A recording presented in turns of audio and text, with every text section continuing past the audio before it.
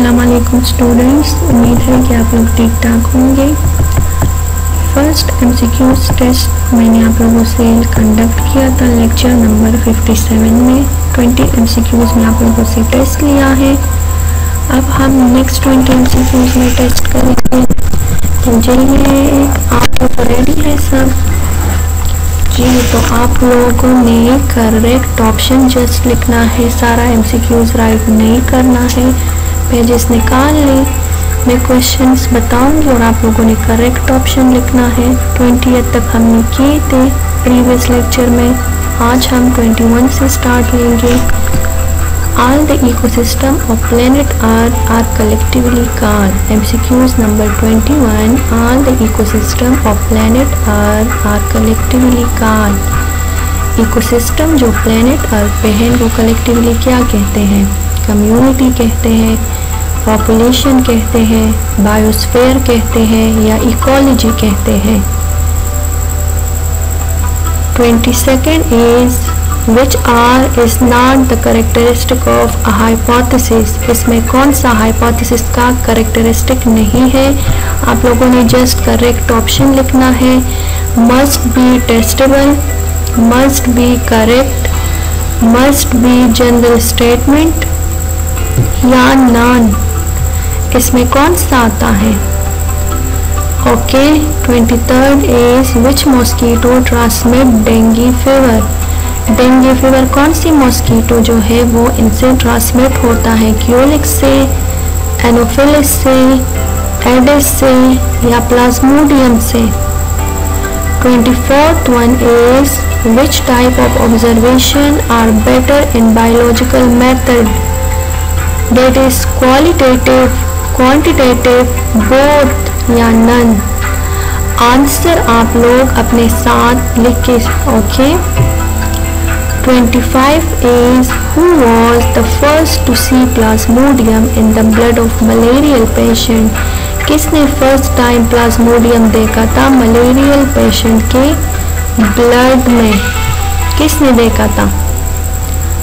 F.A. King ने देखा था, रोनाल्ड रोज ने देखा था, लेब्रान ने देखा था या none.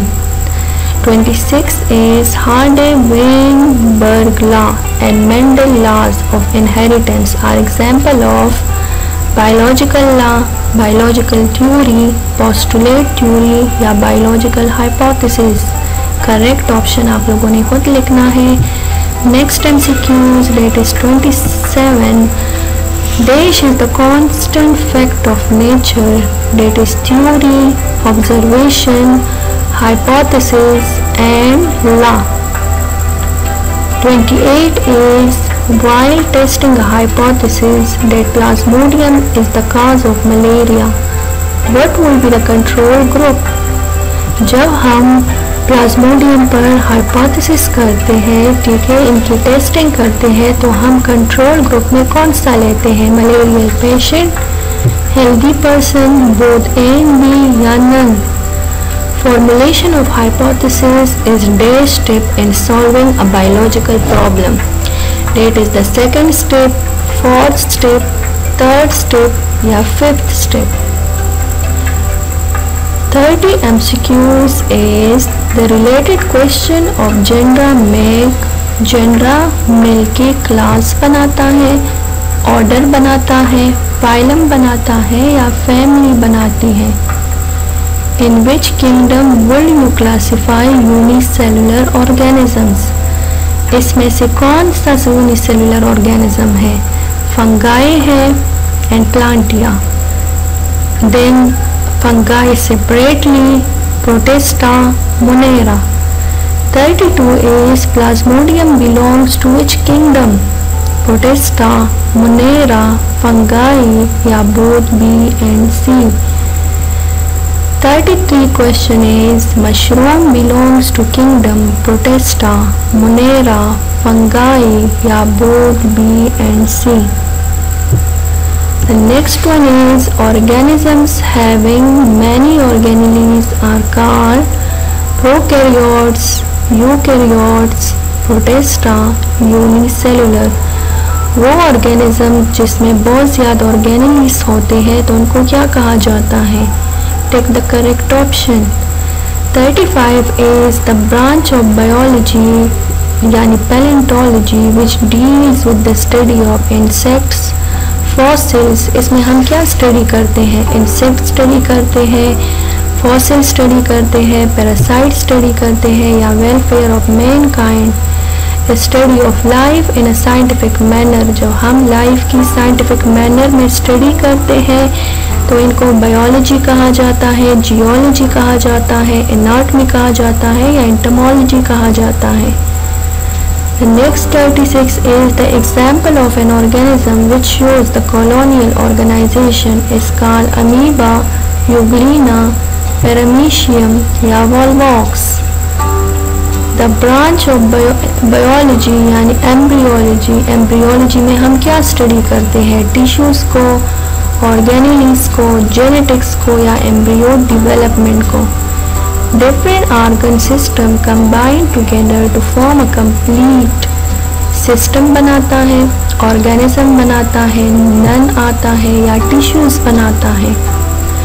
The examples of biochemistry is cost value of yield crop, metabolism of photosynthesis, analysis of data, या none of above.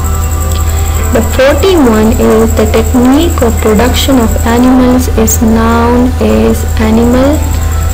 जब हम एनिमल्स की प्रोडक्शन करते हैं, एनिमल्स बनाते हैं, तो इनको ब्रीडिंग कहा जाता है, रिप्रोडक्शन कहा जाता है, फर्टिलाइजेशन कहा जाता है, या ग्रोथ कहा जाता है. The next one is chicken and eggs are produced in. Chicken और एग्स कहाँ पे प्रोड्यूस होते हैं? फार्म्स में प्रोड्यूस होते हैं, इंडस्ट्री में प्रोड्यूस होते हैं, पोल्ट्री फार्म में या डेयरी फार्म में. डेयरी फार्म में तो मिल्क प्रोडक्शन वाले एनिमल्स प्रोड्यूस होते हैं. तो अभी आप लोग खुद सोचे करेक्ट क्या आता है. The elements which take part in making the body mass are called. जिन एलिमेंट से हमारी बॉडी बनती है तो इनको बायो एलिमेंट कहा जाता है, कंपाउंड कहा जाता है, कॉम्प्लेक्स एलिमेंट कहा जाता है, या molecules. The atoms present in elements are of how many kind? 4 kind, 3 kind, single kind, या 2 kind. Starch, protein and lipids are known as the type of micromolecule, macromolecules, compounds, या complex molecule. The subatomic particles, protons and neutrons are located inside of nucleus, Golgi bodies, ribosome and mitochondria. The 46th one is the organelles are actually cellular, subcellular, multicellular और unicellular. organelle हमारे पास cellular है, सब cellular है, multi cellular है, या unicellular है. आप लोगों ने करेक्ट ऑप्शन लिखना है. ठीक है, इन सारे MCQs में जो करेक्ट ऑप्शन आता है वो आप लोगों ने लिखना है. इंशाल्लाह बाकी MCQs नेक्स्ट लेक्चर में डिस्कस करेंगे. ओके.